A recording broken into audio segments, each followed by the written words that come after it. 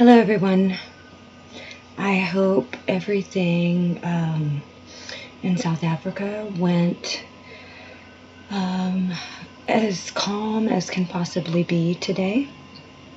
I was worried all last night. I did not sleep well. I promised you that I would come back with this SEC investigation. So I wanted to kind of quickly go over this and explain this to people, both South African and Americans. So this is just one story, and I'll put the link in, but this is a huge deal. So I found this one. It says EOH Microsoft ensnared in SEC corruption complaint. The headline doesn't mention the ANC DOD. Microsoft terminated long-standing partner agreements with JSE-listed technology services group EOH after an anonymous whistleblower filed a complaint about alleged maleficence involving a South African Department of Defense software procurement deal with the U.S. Securities and Exchange Commission, the SEC, which is why they're being investigated by the SEC.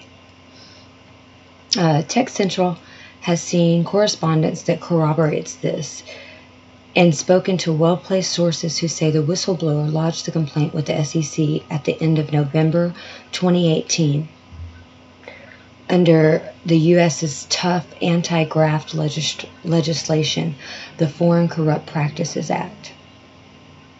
At the same time, the whistleblower, through a firm of attorneys, wrote to Seattle, Washington headquartered Microsoft's board of directors, asking it to investigate the matter to take appropriate action.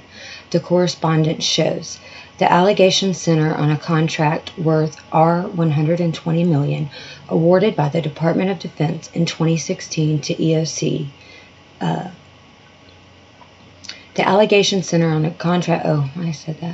Following receipt of this letter, Microsoft Board Committee, acting promptly on the allegations, hired Seattle law firm Perkins Coie to probe the matter. Tech Central can reveal that the whistleblower's complaint and the subsequent investigation by Perkins Coie led to an instruction by Microsoft to its South African subsidiary to terminate its agreement with EOH. A spokeswoman for Microsoft South Africa said on Monday that the company is legally precluded from commenting further on the matter. However, she emphasized that the decision to end the agreements with EOH was not taken lightly. She firmly denied that the recent resignation of Microsoft South Africa MD Husen was in any way related to the EOH developments on the Department of Defense contract.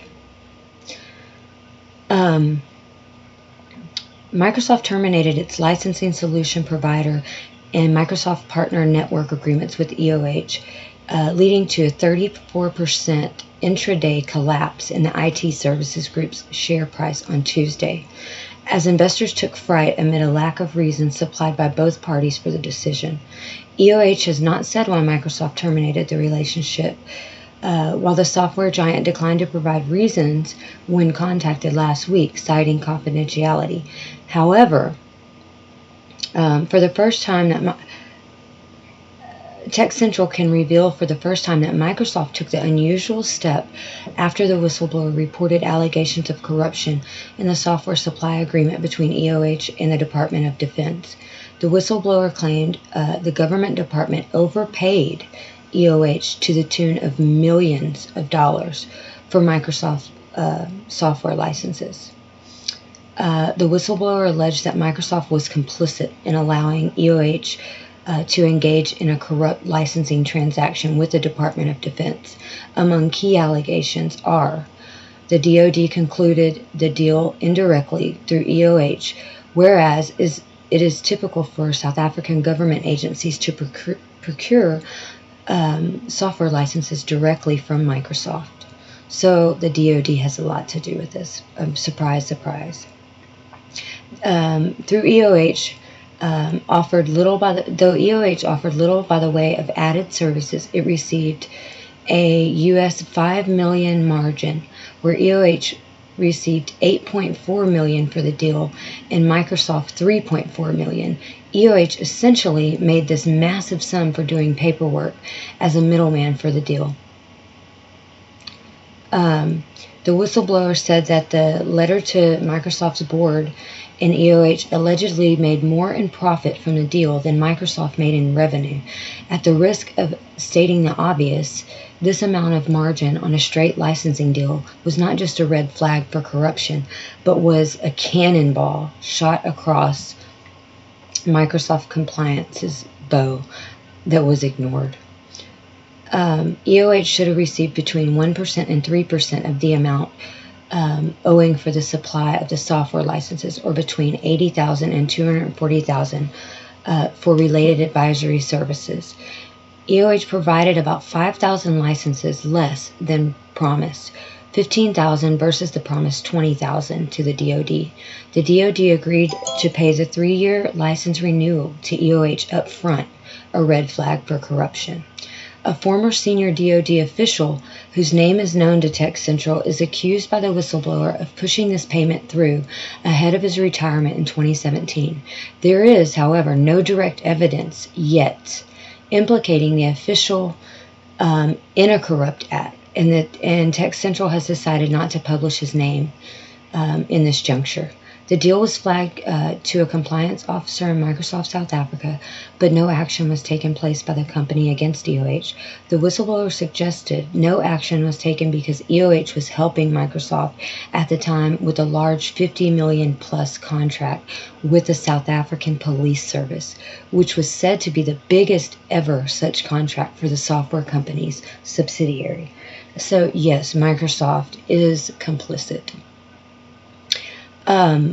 This goes on to say a lot more. But I'm going to put the link and let you guys read it. I just wanted to share this because this is just one of many things that are happening. In this SEC investigation, this is no joke. People are going to be arrested for this. They're going to be held accountable. I don't know who, I don't know what, but I can guarantee you if the SEC is investigating this, they will get to the bottom of it.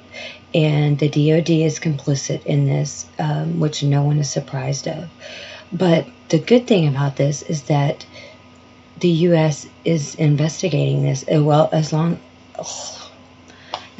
other things. So they know what's going on. I mean, they have a good idea. There are a lot of investigations going on that people don't know of. So I'm going to put the link. Read this. Take it seriously. This is something positive because this is going to bring the hammer of justice down on these people. Microsoft, I don't know what will happen with the government, but, this can't be accepted. And I guarantee you the SEC will not take this lightly. So, with that, I'm thinking about everyone in South Africa during this election time. I also wanted to say that I opened up a cryptocurrency for the funding page for the documentary. And because I had a lot of requests to donate in that way, I did not know that I had to verify it in order for people to be able to donate. So I just did that.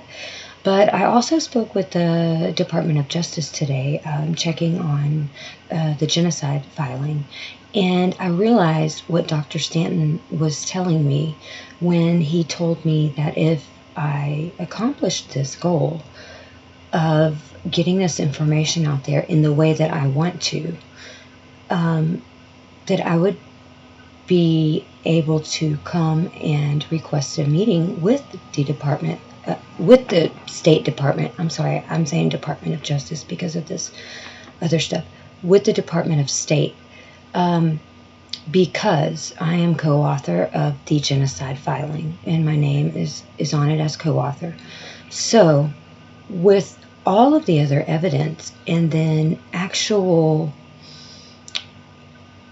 an actual production of this from South Africa, I will have a lot of leverage to go and meet with the Department of State and a lot of credibility because I have a lot of knowledge on the issue. So I just urge everyone to please support this. I will put the link to the page in this video again. I'll put the cryptocurrency link in it too, and the PayPal. But this is very important to get out, and it's not moving, and I don't understand why, because it's being shared. And, the sooner it gets done, the sooner that, people like myself can make these appointments. There are requirements. You can't just make an appointment. You have to have things that make you qualified to go and meet with them, to be taken seriously. So this is one of the things that I need. I want to be able to fight effectively and with my mind. And in order to do that, this mission for this documentary is very necessary. So anyone out there watching, and I'm not targeting this at South Africans, but if you have the money to donate, please do. That is the only thing that is holding up this whole project. Everything else is pretty much ready to go. It needs to be done. For anyone who cares, help out with this. The amount is not so great, okay? But the sooner it gets funded, the sooner it gets done, and we can get to the Department of State and have a meeting with every filing that's been accepted and every evidence that we have. But this is necessary. This gives me a leg to stand on.